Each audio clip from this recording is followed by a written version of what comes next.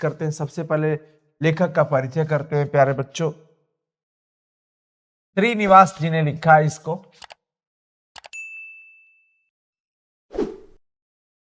श्रीनिवास जी का पूरा नाम प्यारे बच्चों मास्ती वेंकटेश अयंगार है। उनका जन्म 6 जून 1891 ईस्वी में कोलार कर्नाटक में हुआ था। श्रीनिवास जी का देहावसान हो चुका है। देहावसान का मतलब देहांत हो चुका है।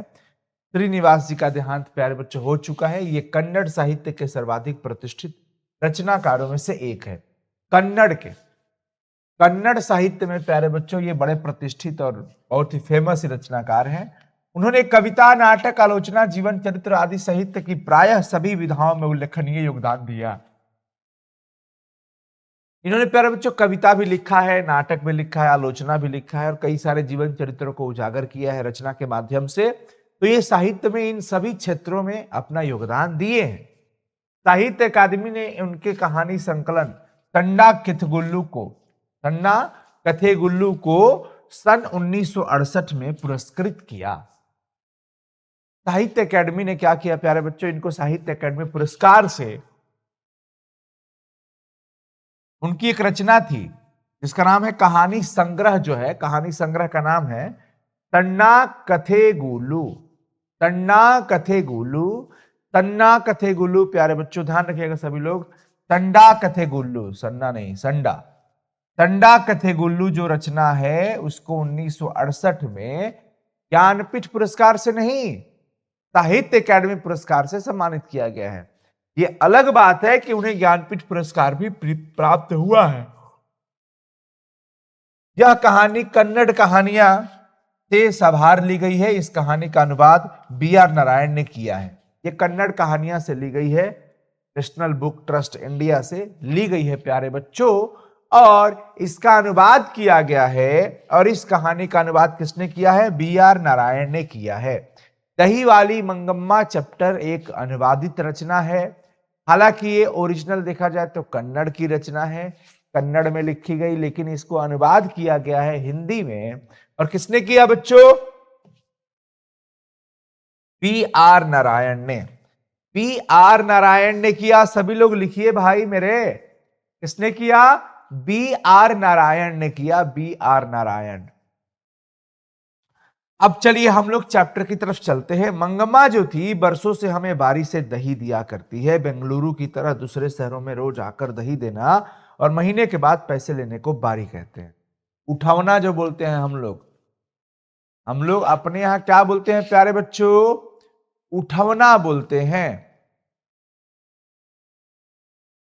सर अभी वर्णिका पढ़ाई नहीं हुआ तो क्या हो गया? नोट्स अरे यार ऋषभ बाबू, नोट्स अपलोड हो गया है क्लास 10th का, हिंदी का कंप्लीट चैप्टर सब अपलोड हो गया, केमिस्ट्री अपलोड हो गया। अब कौन सा नोट्स बाकी है यार? भाई देख लो अच्छे से, नोट्स अपलोड हो चुका है। चलिए बारी मतलब हमारे यहां प्यारे बच्चों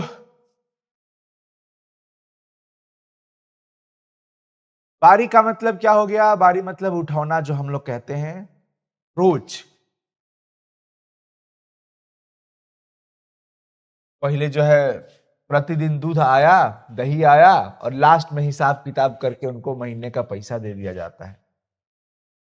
पर लगता है कि बेंगलुरु में ऐसी बारी का रिवाज नहीं, लगता है कि बेंगलुरु में ऐसी बारी का रिवाज नहीं है, ऐसा उठौना वहां पे रोज होता नहीं है।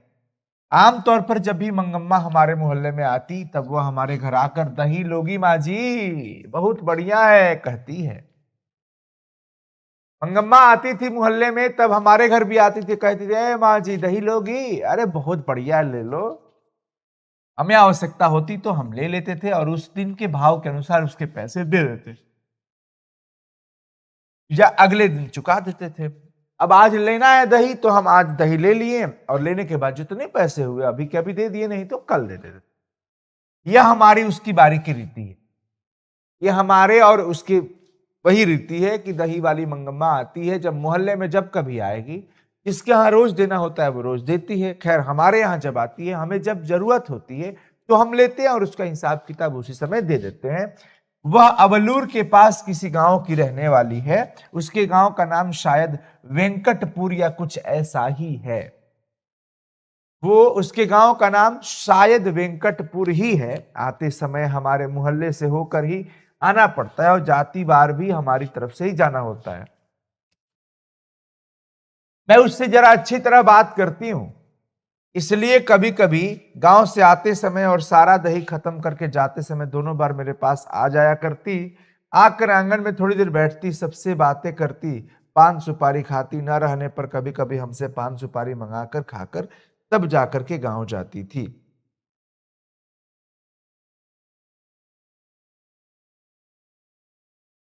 सुपारी मांगकर मतलब ये तो समझ में आ रहा ना, ये बहुत सिंपल सा है। पान सुपारी खाती थी, नहीं रहने पर कभी कभी हमसे पान सुपारी मांगकर खाकर जाती थी। ऐसे मौकों पर यदि मेरे पास समय होता तो वह अपना दुख सुख भी बताया करती, मुझसे भी सुख दुख पूछती थी। मुझे भला क्या सुनाती, यही कि बिल्ली ने दूध पी लिया, चूहे ने कुमड़े में छेद कर दिया, तब वह दुनिया ऐसी ही है कह करके अपने अनुभव की बातें सुनती। बाद में यह भी कहती कि इस दुनिया में किस ढंग से चलना चाहिए। मंगमा मुझे मुझे अच्छी नहीं लगती, मुझ में और उसमें बहुत घनिष्ठता हो गई। अब यहां पर सभी लोग समझिए,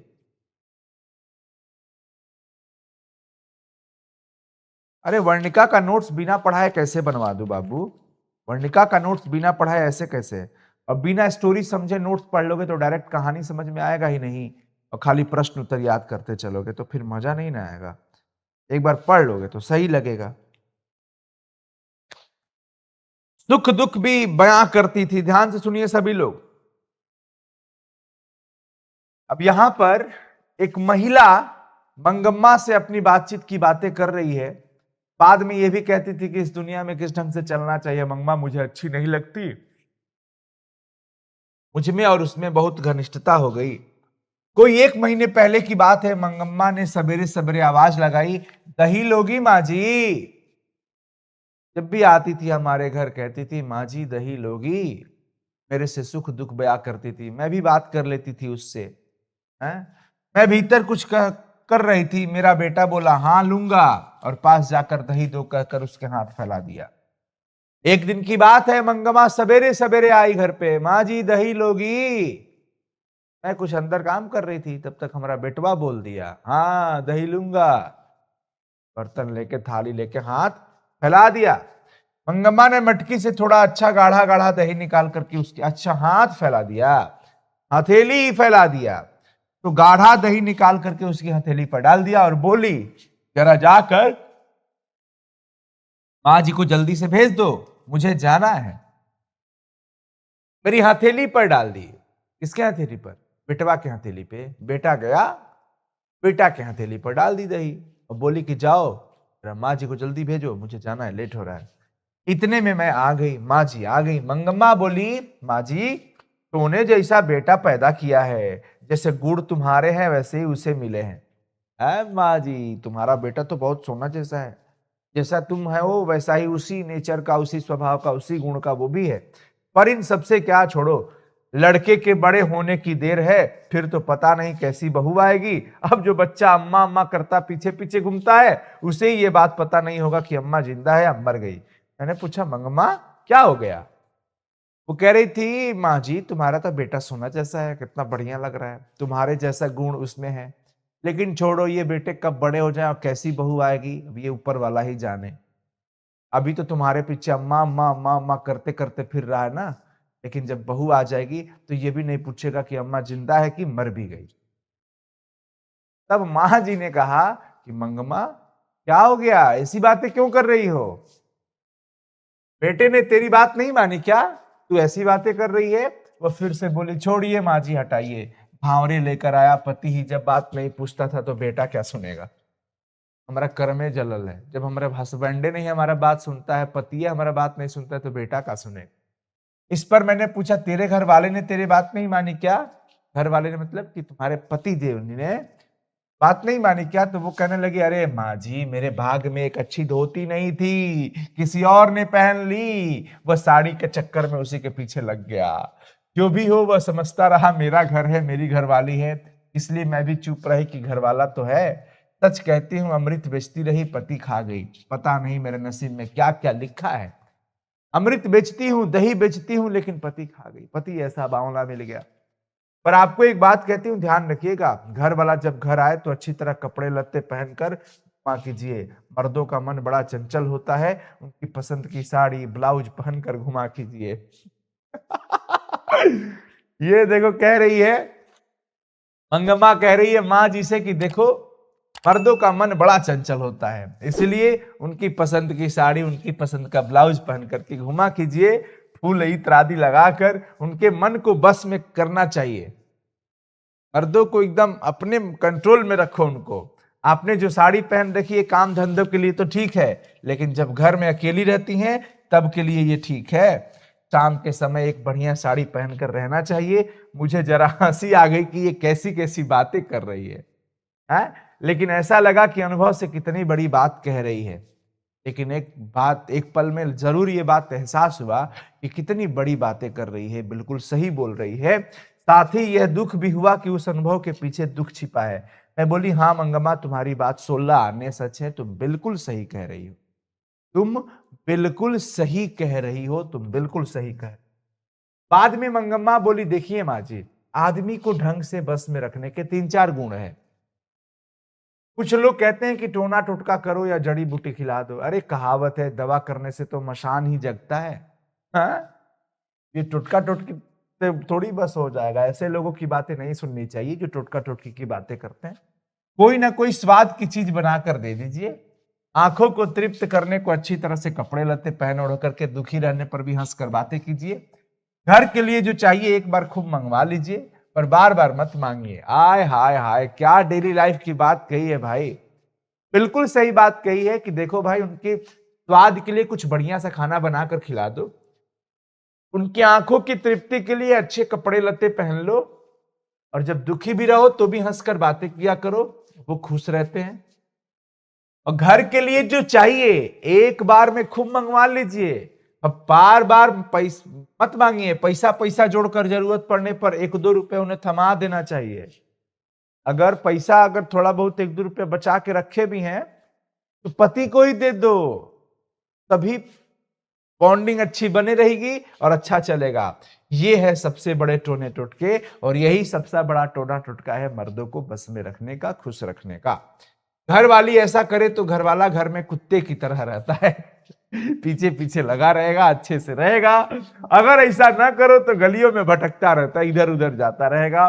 मुझे मंगम्मा की बात के चमत्कार से आश्चर्य हुआ, दो इधर उधर की बातें करके मैंने उसे भेज दिया। माँ जी कह रही है कि मुझे मंगम्मा की बात सुनकर के बड़ा आश्चर्य हुआ, मैं भी इधर उधर थोड़ी बहुत बातें करके उसको भेज दिया। कोई 15 दिन पहले जब मंगम्मा घर आई तो लगा कि वो बहुत दुखी है। मंगम्मा की उस बात से मुझे लगा कि बड़ी दुखी है। मैंने पूछा क्यों मंगम्मा, ऐसी क्यों हो? वह बोली क्या बताऊं माँ जी, ऐसा लगता है मेरी किसी को भी जरूरत ही नहीं है हमारे घर में। ये कहकर उसने अपने पल्ले से आंसू पोंछे, रोने लगी बेचारी। मैंने पूछा क्या हुआ, बेटे ने कुछ कह दिया क्या? उसने कहा हाँ माँ जी, बेटे ने कुछ ऐसा ही बोला है, कुछ ऐसा हो गया है। बहू ने किसी बात पर पोते की खूब पिटाई कर दी। तो मैंने कहा क्यों री राक्षसी, इस छोटे से बच्चे को क्यों पीट रही है? ऐसा है कि हमारी बहू है, पोते को बड़ी मार पीटने लगी किसी भी बात पे। उसने कहा हाँ, बहू ने किसी बात पर पोते की खूब पिटाई कर दी। किसकी बहू? मंगम्मा की बहू ने उसके पोते की, यानी बहू अपने बेटे की खूब पिटाई कर दी।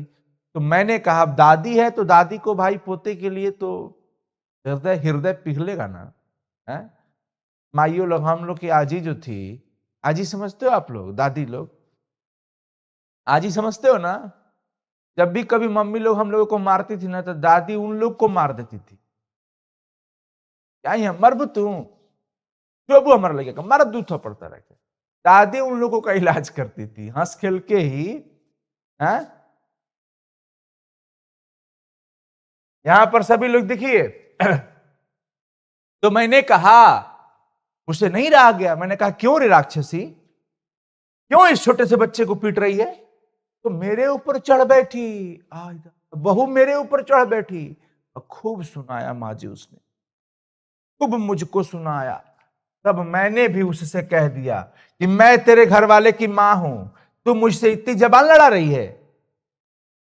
मैं तेरे घर वाले की मां हूं, तुम्हारे हस्बैंड की माँ हूं, हैं? तुम मेरे से जबान लड़ा रही है। आने दो उसे, आने दो, आज बताती हूं। वह महाराजा घर आया। उससे मैं बोली, देख भैया, इसने बेमतलब में अनजान बच्चे को इतनी जोर से पीटा, मैंने मना किया तो मुझे ही दो चार सुना रही है। तू जरा अपनी घर वालों को अकल सिखा। तू अपनी जो तुम्हारी है ना बहू, वो मेहरारू, उसको थोड़ा सिखाओ। इस पर बहू क्या बोल रही है? मुझे क्या सिखाएंगे? लड़का अगर कुछ उधम करता है तो उसे मना करने का हक मुझे नहीं। लड़का अगर कुछ बदमाशी कर रहा है तो क्या उसको सुधारने का हक मेरा नहीं है? हा? तुमने जैसे इन्हें पैदा किया वैसे ही मैंने इसे पैदा किया। मुझे क्या अकल सिखाने चली है? जो भी हो माँ जी, वह उसकी घरवाली है। मैं माँ हूं, उसे कुछ कहा तो पलट कर जवाब देती है, मुझे कहे तो मैं क्या कर सकती हूं? बहू कह रही है कि तुम जैसे अपने बेटे को पाल करके सुधारी हो, तो मैं भी तो अपने बेटे को सुधारूंगी। माँ जी बस यही बात है, और मुझसे नहीं रहा गया, मैं बोल दी तो पलट कर मुझे जवाब दे देती है। इस पर वह बोला कि हाँ माँ, वो अपने बेटे को मारती है तो तुम क्यों उसके झगड़े में पड़ती हो? हमारा बेटा जो है वो भी कह रहा है कि हाँ माँ, वो अपने बेटे को मार रही, तो तुम क्यों बीच में पड़ जा रही हो? तुम मुझे दंड दो। तब मैंने कहा कि क्यों रे, मुझसे गलती हो गई क्या? मुझे बहुत गुस्सा आया माँ जी, बात मेरे मुंह से निकल ही गई कि क्या कहता है रे, बीबी ने तुझ पर जादू फेरा है, तू बीबी का गुलाम हो गया है? वो बच्चे को पीटे तो ठीक है, और मुझे गाली दे तो भी ठीक है। बहुत अच्छा, वाह रे वाह, जब तू इतना छोटा था ना तो तेरे लिए बहुत कुछ किया है। वो बच्चे को पीट रही है तो ठीक है, मुझे गाली दे रही है तो भी वही ठीक है। बीबी तुम्हारे ऊपर जादू टोना मार दी है क्या? कल वो कह दे कि मां को निकाल तो तू निकाल दे के बाहर कर देगा मुझको? जो वो कह रही है तुम कह रही कि हाँ वो ठीक कर रही है, वो ठीक कर रही है, तुम ही गलत हो। तो कल को वो कह देगी कि मां को घर से निकाल दो तो तू मुझे निकाल देगा? इस पर वह बोला कि और क्या किया जा सकता है मां, अगर तुम यह कहो कि घरवाली रहेगी तो मैं नहीं रहती, तो मैं रहूंगी तो घरवाली नहीं रह सकती, तो उस बेचारी को सहारा कौन देगा? आहिदा। तब तक बिटवा कहा कि और नहीं तो क्या, अगर तुम ये कहती हो कि अगर घरवाली रहेगी तो मैं नहीं रहूंगी, या मैं रहूंगी तो वो नहीं रहेगी, तो इस पर हम क्या कर सकते हैं? आखिर उसका सहारा कौन देगा? उसको सहारा कौन दे? मैंने पूछा, अरे मुझ बेसहारा का क्या बनेगा, मेरे जैसा बेसहारे का क्या बनेगा? तब उसने कहा, तुम्हारा क्या है मां, तुम्हारे पास गाय है, बैल है, पैसा है, तुम्हें क्या, मैं पाल सकता हूं क्या तुमको? मैंने पूछा, तुम्हारा कहना है कि मैं अलग हो जाऊं? इस पर उसने साफ कर दिया कि तुम्हारी मर्जी। मैंने कहा बेटे से कि तुम ये कहना चाहते हो कि मैं अलग हो जाऊं? तो बोला, तुरंत जवाब दे दिया कि हाँ तुम्हारी मर्जी, तुम्हारी मर्जी। अगर तुम अलग होना चाहती हो तो रुकूंगा नहीं, मैं तुम्हारे झगड़ों से तंग आ गया हूं।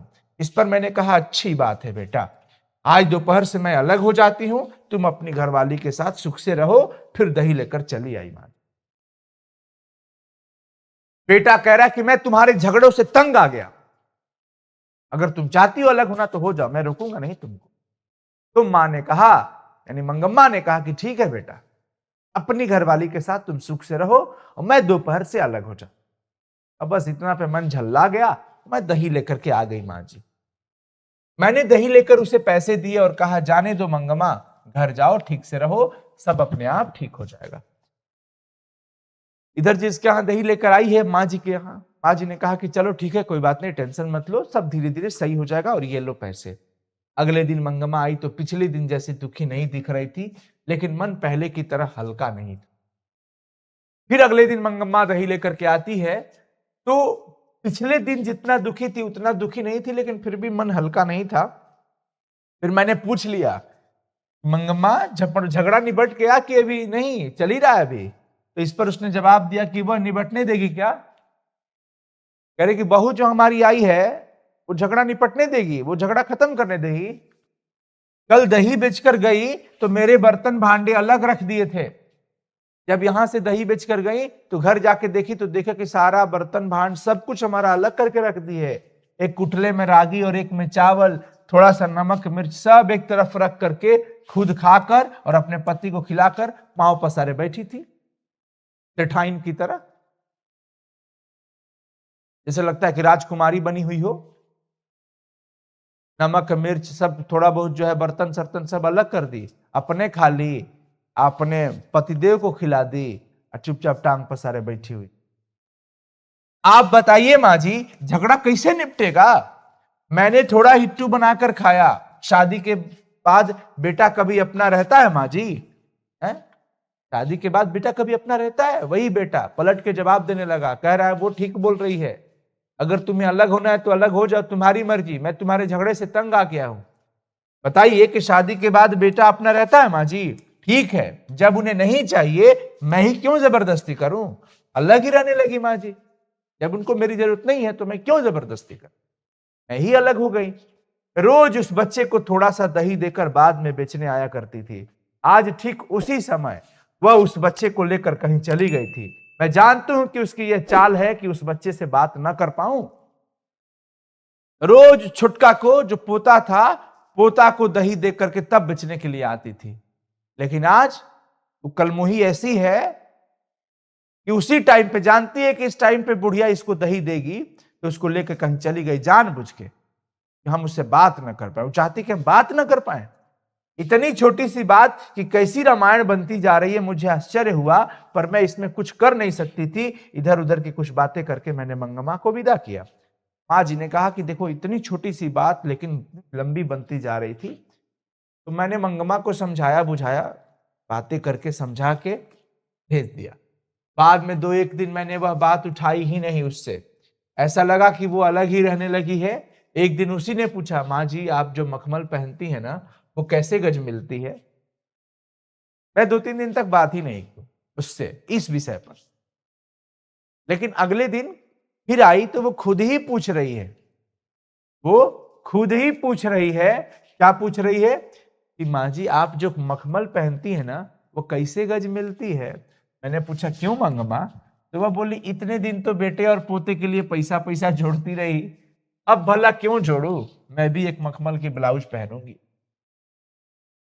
अरे अब तक तो अपने बेटा बहू के लिए सारा पैसा दही बेच बेच करके एक एक पाई जुटा के रखती थी, लेकिन अब किसके लिए? वो तो अलग हो गए, हमको अलग कर दिए, भी अलग हो गए हैं, तो अब हम भी चाह रहे हैं कि थोड़ा मखमल का ब्लाउज पहने। मैंने कहा एक ब्लाउज के 7-8 रुपए लगते हैं मंगम्मा। एक ब्लाउज के कितने पैसे लगते हैं? 7-8 रुपए लगते हैं। उस दिन मंगम्मा ने जाकर दर्जी से वो कपड़ा लिया और वही सिलने के लिए दे दिया। दूसरे दिन पहन कर आई, मुझसे कहने लगी देखिए तो माँ जी मेरा श्रृंगार, मैं कैसी लग रही हूँ। घर वाले के रहते एक अच्छी साड़ी नसीब नहीं हुई, ये तो किसी के पीछे लगा था, मैंने बेटे के लिए पैसे जोड़े, अब वो लड़का ऐसा हो गया, अब कैसा है मेरा श्रृंगार? अब पति के लिए किया था, वो तो जो है किसी और के पीछे लगा था, मैंने बेटे के लिए पैसे जोड़े, लड़का हमारा ऐसा निकल गया। हालांकि कैसा लग रहा है मेरा श्रृंगार?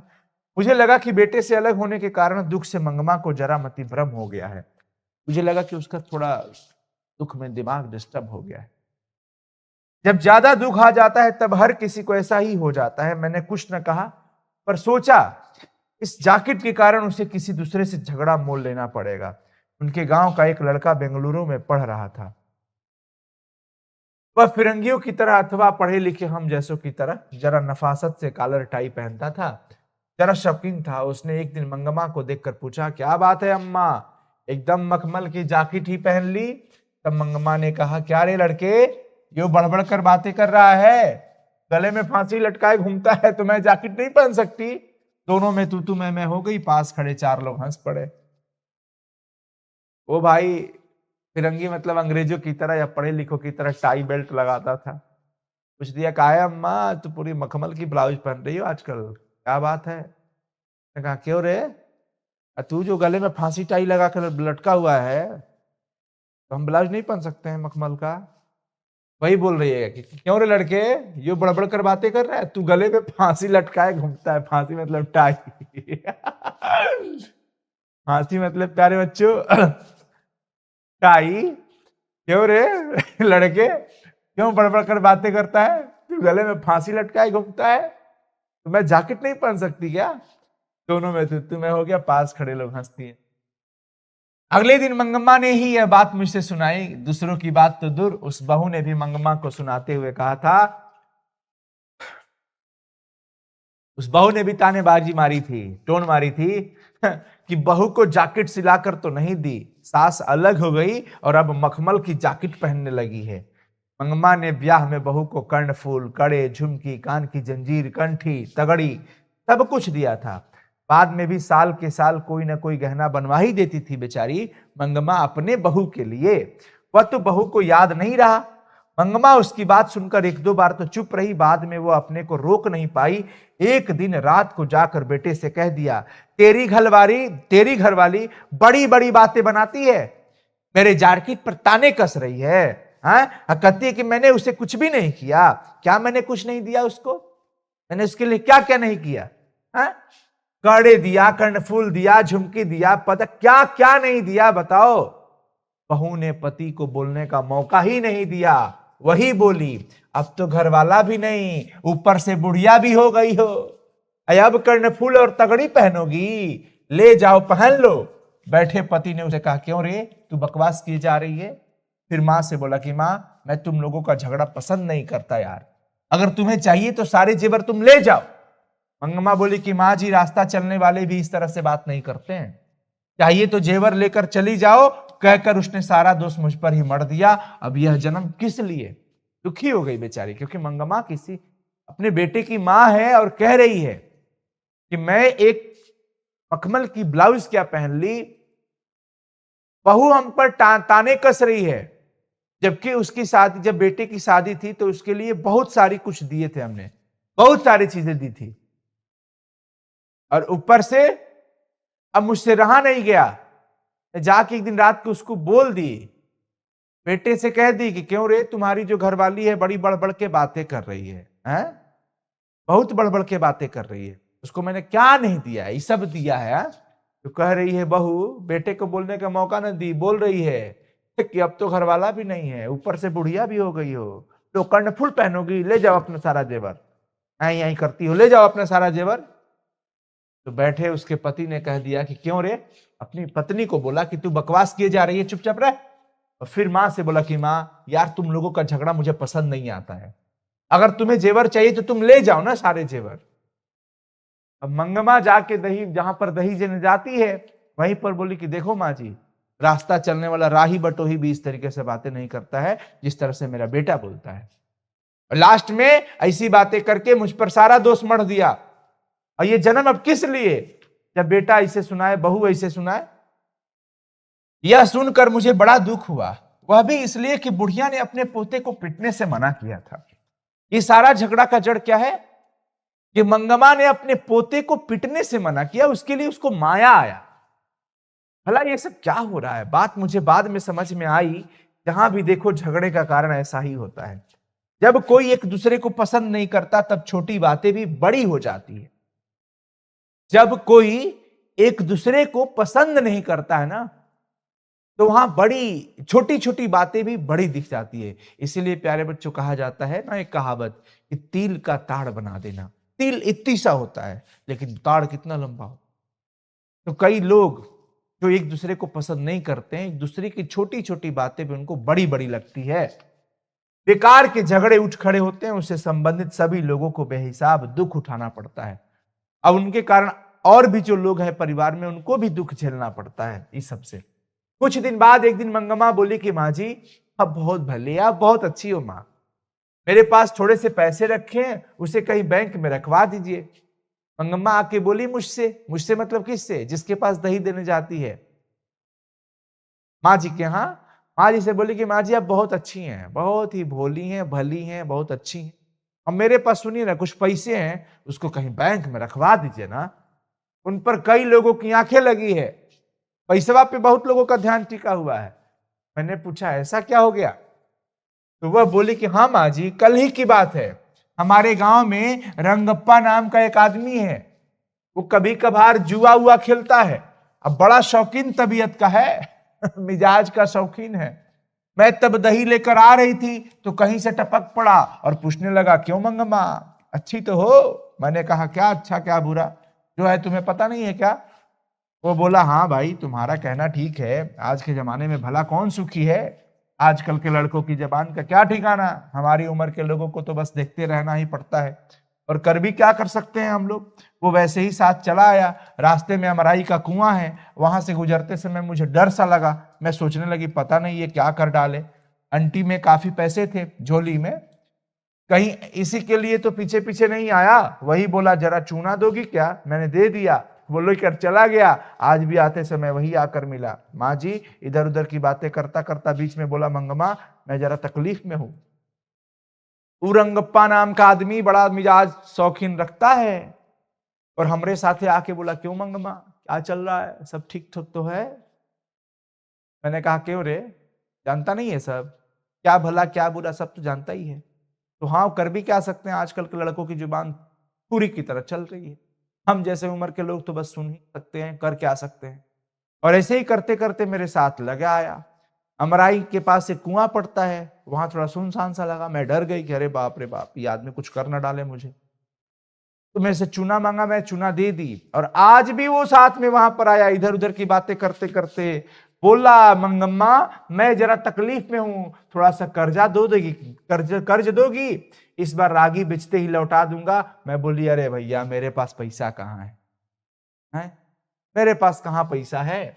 तब वो कहने लगा, जाने दो मंगम्मा, क्या हमें पता नहीं पैसे को यहां वहां गाड़ कर रखने से भला क्या मिलता है। फिर थोड़ी देर बाद वही बोला, तुम्हारा बेटा तुम्हारे साथ रहता तो मैं तुमसे कर्जा नहीं मांगता, मैं जानता हूं तुम अपनी बहू के लिए कोई ना कोई चीज वस्त्र बनवाती रहती थी, अब वह बात तो नहीं रही। देखिए माँ जी, औरत अगर अकेली हो जाती है तो लोगों की आंखें उसकी तरफ लग जाती। रंगप्पा ने बोला कि देखो कर्जा दे दो थोड़ा सा, मैं जैसे ही रागी फसल होगा तो बेच करके तुमको दे दूंगा, बेच करके तुमको पैसे लौटा दूंगा। तो मंगम्मा ने बोली कि यार हमारे पास पैसे कहाँ है? तो हाँ ठीक है, मैं नहीं जानता हूँ क्या पैसे को इधर उधर गाड़ के रखती हो। अरे जब तक बेटे बहू के साथ थी तब तक तो बहू के लिए कुछ ना कुछ बनवाती थी, और तू बेटे के साथ होती तो मैं खुद नहीं तुमसे मांगता। अब देखो माँ जी, जब औरत अकेली हो जाए ना तो उन पर लोगों की जो है निगाहें चढ़ी रहती है। मैंने मंगम्मा से कहा, यानी कि माँ जी ने मंगम्मा से कहा कि देखो मैं अपने घर वाले से पूछकर तुम्हें बताऊंगी कि कैसे पैसा कहाँ रखना सही रहेगा। मैंने उनसे इस बारे में कोई बात नहीं की है। दूसरे दिन मंगम्मा ने दही लेने के बाद आंटी से एक थैली निकाली और कहने लगी, माँ जी जरा भीतर चलो गिन लो। मैं बोली, मैंने अभी उनसे पूछा नहीं है कि कहाँ रखना है, अभी रखे रहो फिर ले आना बाद में। मंगम्मा कहने लगी कि अरे मुझे बहुत डर लगता है माँ जी, आज भी रंगप्पा फिर आया था, अमराई के पास तक आ गया था, वही सुनसान कुएं के पास तक। कहने लगा, जरा बैठो मंगम्मा, ऐसी जल्दी क्या है, मेरे पास ये पैसे भी थे। मेरा दिल जोर से धड़कने लगा, अगर मैं नहीं रुकती तो वह जबरन बाह पकड़ करके बिठा लेता। इस डर से मैं बैठ गई, वह दुनिया जहान की बातें करता रहा। आज इसे रख लो यार, डर लग रहा है, छीन लेगा वो। बाद में मेरा हाथ पकड़कर बोला, मंगम्मा तुम कितनी अच्छी हो, जवानी में भी घर वाले ने मेरा इस तरह हाथ नहीं पकड़ा था। भगवान जी। रंगप्पा ने फिर मेरी हाथ पकड़ के कहा कि मंगम्मा तुम तो कितनी अच्छी हो, अब बताइए जवानी में मेरे घर वाले ने, मेरे पति ने भी कैसे इस तरीके से हाथ नहीं पकड़ा था, बाद में भी किसी और ने इस हाथ को नहीं पकड़ा, आज इसने आकर पकड़ा, रंगप्पा ने। मैंने हाथ छुड़ा लिया और पूछा, क्या बात है रंगप्पा, आज बड़े रंग में लग रहे हो। मेरा अच्छापन देखने को तुम मेरे घर वाले हो क्या? हैं? मेरे घर वाले हो क्या जो तुम मेरा अच्छापन देख रहे हो, आज बड़े रंग में लग रहे हो, क्या बात है? कहते हुए उठकर मैं तेजी से चली आई। माँ जी कल उसने पैसे मांगे थे, आज उसने पान मांगा, जिसने मड़वे के तले बैठकर मोर बांधकर गठबंधन करके हाथ थामा, वह तो कभी का चला गया। भरी जवानी में घरवाले ने मुंह मोड़ लिया, चला गया किसी दूसरी बावलिया के पीछे।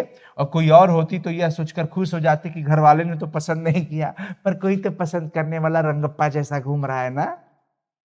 माँ जी दूसरी होती तो भली भोली चढ़ जाती, कहती क्या कि वाह रे वाह, खुशी से चढ़ उठती, अपने आप में मन ही मन पूरा एकदम खिल जाती कि चलो घर वाले ने तो पसंद नहीं किया, कम से कम कोई तो है जो पसंद करने वाला मिल गया मुझे। पर मैंने अपना धर्म नहीं छोड़ा, मैं वैसी नारी नहीं हूं। इस बदमाश ने आकर मेरा हाथ घरवाले से भी ज्यादा हक से पकड़ लिया था। ये रंगप्पा इतना बदमाश आदमी है, मुझे लगा कि बेचारी का जीवन बेकार में ही दुखी होता जा रहा है। माँ जी सोच रही है बेचारी, इसलिए मैंने कहा देखो ये सब फजीहत काहे का मंगमा, चुपचाप जो हुआ उस पर मिट्टी डालकर बेटे के साथ रह क्यों नहीं जाती हो?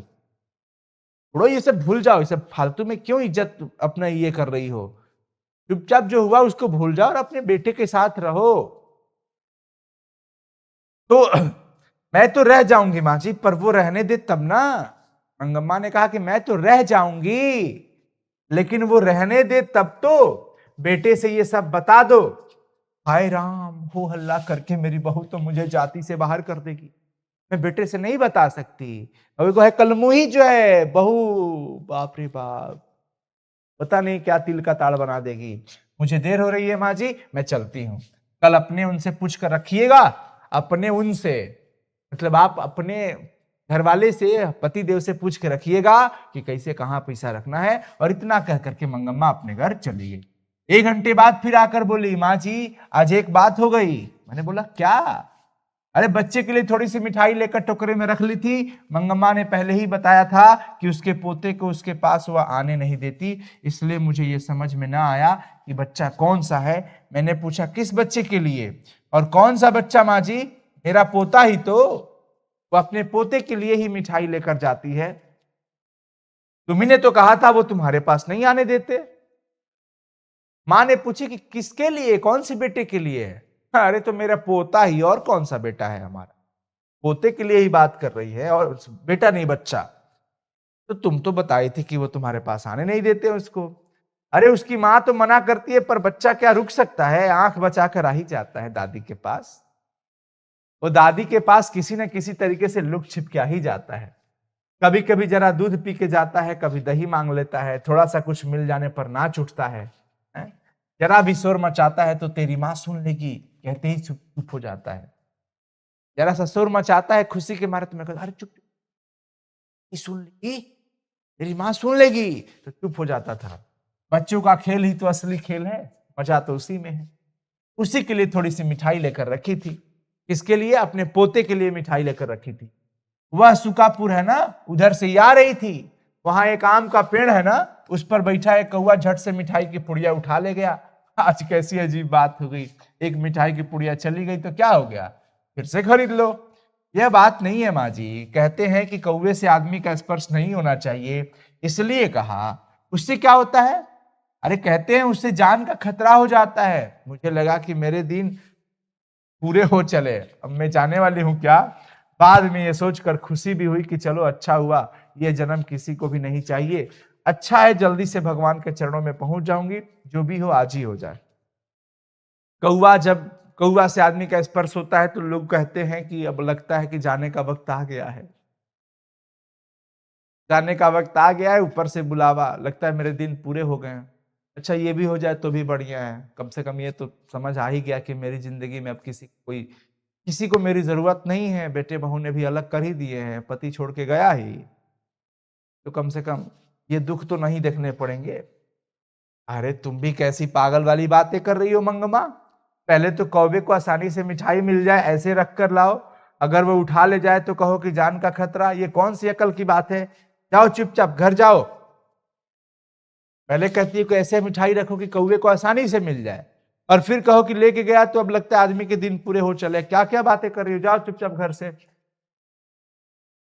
तो कह रही कि अच्छा तो आपका ये कहना है कि कोई डर नहीं है ना? अरे डर वर कुछ भी नहीं है, जितना झगड़ा होता है ना उम्र बढ़ती है, दोबारा उस बारे में मत सोचो, हंसते हंसते जाओ चुपचाप घर मंगमा। माँ जी ने ऐसा कह के उनको भेज दिया, मंगमा चली गई। मैं उसकी मानसिक स्थिति सोचकर आश्चर्यचकित हुई।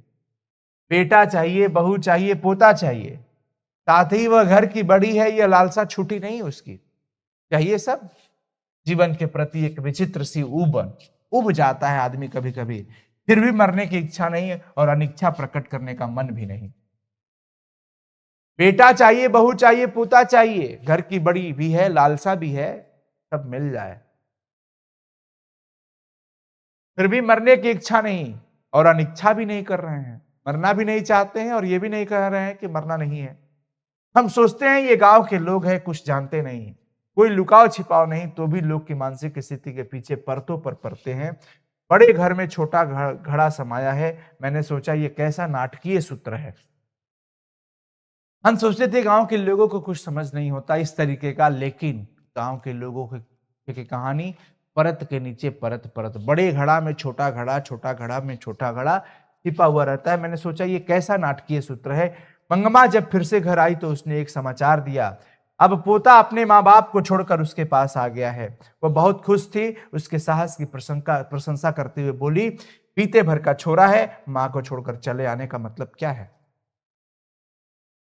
मंगमा ने आकर के फिर बताया कि अपना जो उसका पोता था वो अपने माँ बाप को छोड़कर के मेरे पास आ गया है।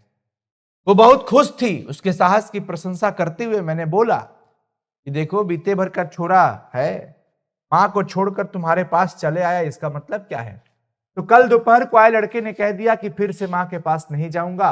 इतने दिन चोरी चोरी आया करता था, जब वो घर नहीं पहुंचा तो मां ने आकर शोर मचाया, पिटने की धमकी दी। मैं नहीं जाऊंगा कहकर वो मेरी टांग पकड़कर खड़ा हो गया और कोई चारा ना देखकर मैंने कहा जा बेटा। उसके बाप ने भी आकर बुलाया, पर मैं नहीं जाऊंगा कहकर वो मेरे पास ही रह गया। माँ जी 10 दिन से अकेले घर में सोती थी, जरा डर भी लगता था। जो भी हो, मर्द का बच्चा है, देखो भगवान ने उसको कैसी अकल दी। जवान बेटे ने मुंह मोड़ लिया और ये बित्ते भर का मेरा पोता, मैं तो हूं, तुम चिंता मत करो दादी, ऐसा कह करके मेरे पास आ गया। बहू ने तो सारी रात महाभारत मचाया, बहू ने सारी रात महाभारत मचाया, लेकिन पोते ने मुझे छोड़ करके मुझे कहा कि तुम चिंता मत करो, मैं तो हूं। लाख जोर लगाने पर भी वो नहीं गया बहू और अपने बेटे के पास, अपने माँ बाप के पास। सुबह यहां आते समय तू अकेला कैसे रहेगा कहकर उसे उसकी माँ के दरवाजे पर ले जाकर खड़ा किया। जब वो भीतर चला गया तब मैं जाकर यहां आई। मुझे दही बेचने आना था और मैं उसको अकेले घर पे छोड़ी। तो मैंने कहा कि तू अकेला कैसे रहेगा घर पे, मैं तो जा रही हूं दही बेचने, ये काम कर, चल जा अपनी माँ के पास। और जब भीतर चला गया ना घर में, तब मैं इधर आई हूं। अब अगर वो बच्चे को पीटे तो क्या करोगी? माँ जी ने कहा कि देखो मंगम्मा, तुम उसको छोड़ के आ गई हो घर पे, उसको भेज दी अपने माँ के पास। अब अगर वो अपने बच्चे को पीटोगी तो तुम क्या करोगी? अरे माँ जी, क्या उसे इस बात की खुशी नहीं होगी कि बेटा एक बार तो घर आया है, पास रहे तो मारने को मन करता है क्या? अरे उसे तो खुश होना चाहिए कि अरे मेरा बेटा कई दिन बाद मेरे घर आया है। खुश नहीं होगी क्या कि मारने लग जाएगी? देखो माँ जी, जब हम इकट्ठे थे तब मुझे कभी ये नहीं लगा कि मेरी मेरी बहू सुंदर है। अब दूर से देखती है तो उसकी भौहें चढ़ी रहती है। वैसे बड़ी सुंदर दिखाई देती है, इसलिए तो मेरा बेटा उस पर लट्टू है। वह भी ऐसा ही है। तब यह पता नहीं चलता था कि कब घर आता है, कब खेत पर जाता है।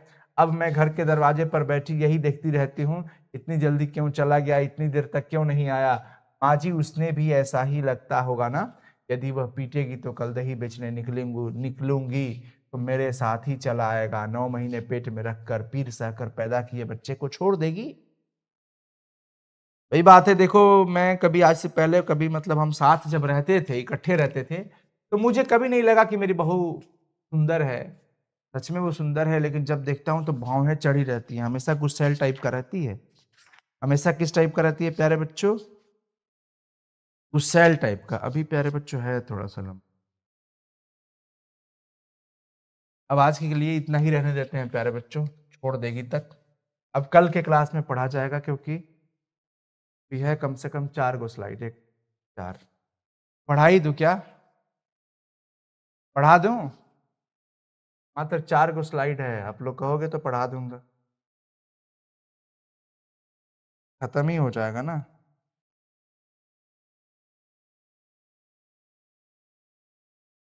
क्योंकि इसके सारे चैप्टर बड़े बड़े ही हैं, इसके सारे चैप्टर प्यारे बच्चों बड़े बड़े ही है।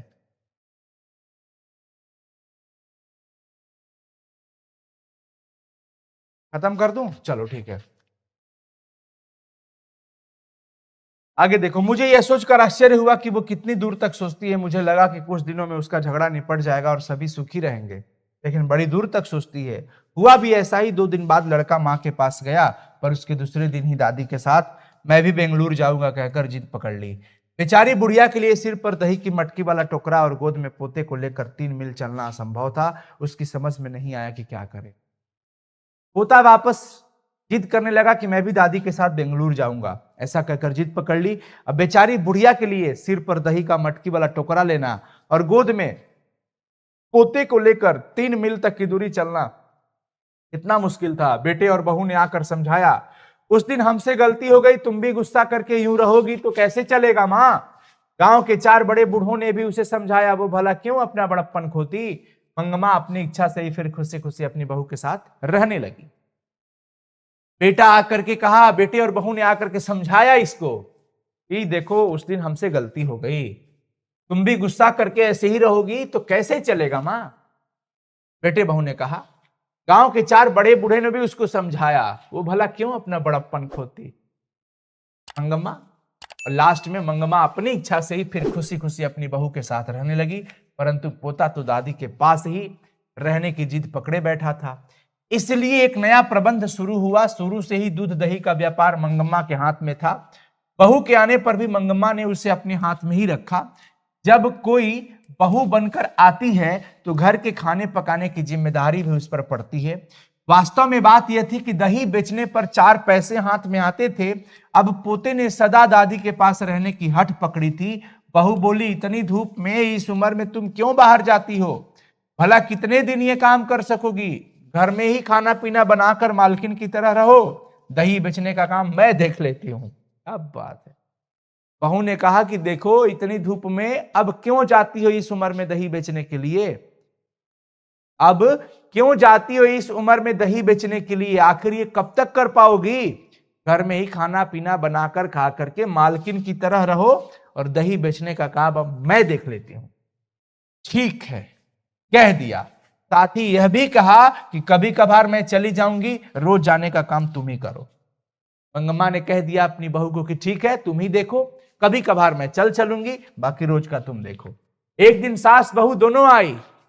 एक की गोद में बच्चा था, दूसरे के सिर पर मटकी वाला टोकरा था।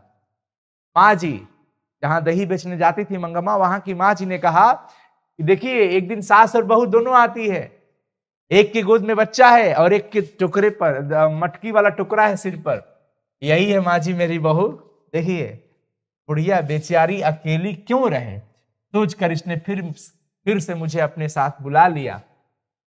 यही है माँ जी मेरी बहू, मेरे बारे में बड़ी सोची, बोली बुढ़िया अकेले क्यों रहेगी, इसलिए वापस मुझे अपने साथ बुला ली है।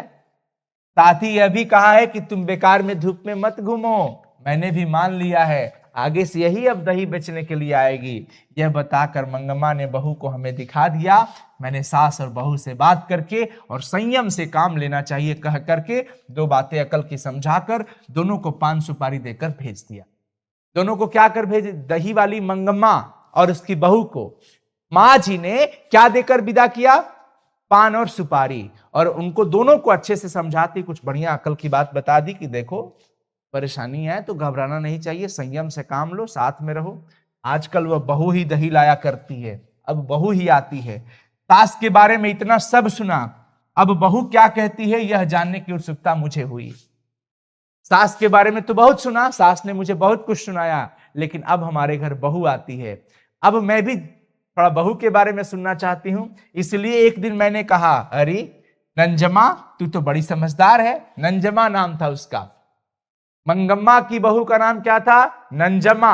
नंजमा तू तो बड़ी समझदार है, पर क्या सास को निकाल देना ठीक है क्या, तू सास को निकाल दी थी ना। तो सास को क्यों निकाल देने को मैं हाँ बोली कि सास को निकाल देने को मैं क्या राक्षसी हूं माँ जी। सास हो जाने का मतलब सब बात उनकी ही रहनी चाहिए क्या, अपने बेटे का मर्द भी ना माने तो वह नामर्द नहीं हो जाएगा। अब बात कहते हैं 3 मील दूरी होती है, दूरी को मापा जाता है मील में। सास को निकाल देने को मैं क्या राक्षसी हूं माँ जी कि मैं निकाल दूंगी। और सास हो जाने का मतलब ये तो नहीं है ना कि सारी बात उनकी ही रहनी चाहिए।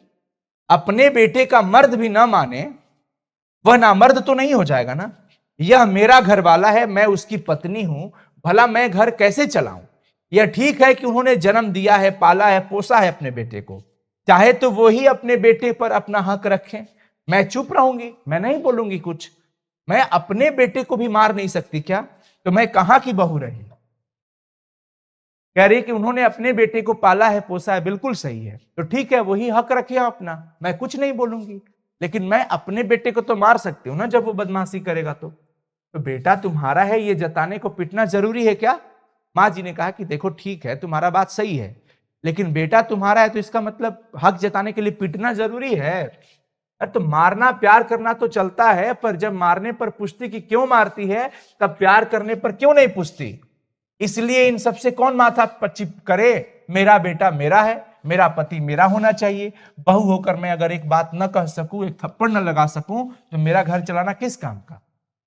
वो करे कि देखिए जब प्यार करती हूं तब तो नहीं आके बोलती है सासू माँ कि हाँ रे तू आज प्यार कर रही है, लेकिन एक दिन गलती पे मार दी तो क्यों मार रही है, क्या कर रही है, तू राक्षसी हो गई है, ये सब बोलती हैं। मुझसे मंगम्मा ने जब अपनी बात सुनाई थी तब लगा था कि उसकी बात सही थी।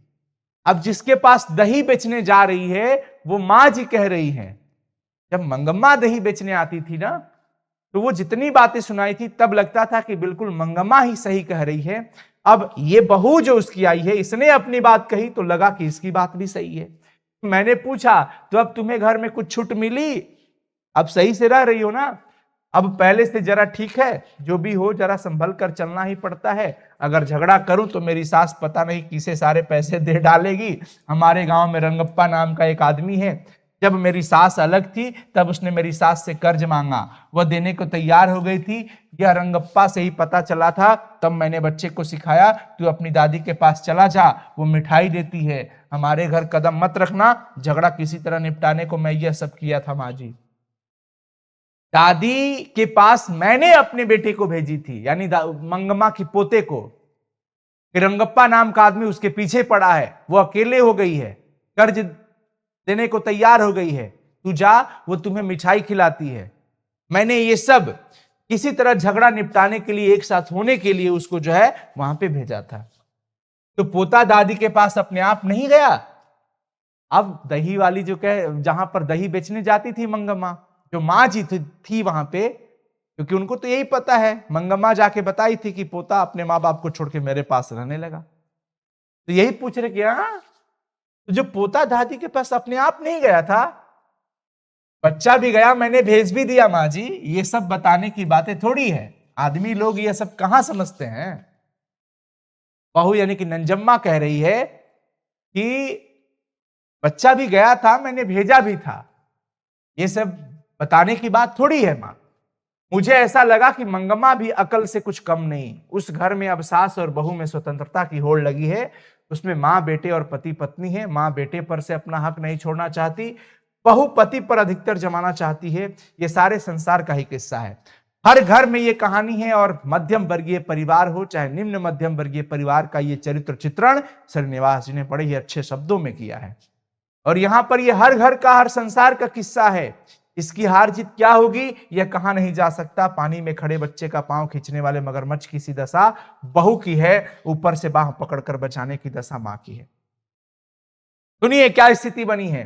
पानी में खड़े बच्चे का पांव खींचने वाले मगरमच्छ की दशा बहू की है, लेकिन उस बच्चे की बाह पकड़कर बचाने की दशा मां की है। बीच में बच्चे की चेष्टा करने वाले को कष्ट होता है, बच्चा कष्ट में पड़ जाता है। अब बेटा बहू के पक्ष में बोले तो मां को बुरा लगे, मां के पक्ष में बोले तो बहू को बुरा लगे। वो बेचारा कहीं का नहीं रह पाता है, और वही किसी तरह अपना जीवन इसी तरह चल जाता है। गांव में यह बात दही बेचने वाली मंगम्मा के घर में है तो शहर में दही लेने वाली मंगम्मा के घर में भी है। यह नाटक चलता ही रहता है, इस नाटक का कोई अंत नहीं है। ये गांव में है, शहर में है, हर घर घर में है, ये कहानी हर घर में है। तो बिल्कुल मजा आ गया, और ये बिल्कुल सही है। मजा इसलिए आया कि हम लोग रिलेट किए इस चीज को, इस नाटक को हमने महसूस किया, क्योंकि सबके घर में ये देखने को मिलता है। इस तरीके की हरकत सबके साथ होता है, हर जगह पे है। शादीशुदा के बाद एक बेटा बहुत कठिन परिस्थिति में आ जाता है, ये सत्यता है। अब तक दुनिया कहती थी, ऐसे ही नहीं कहती थी, अनुभवों पे कहती है।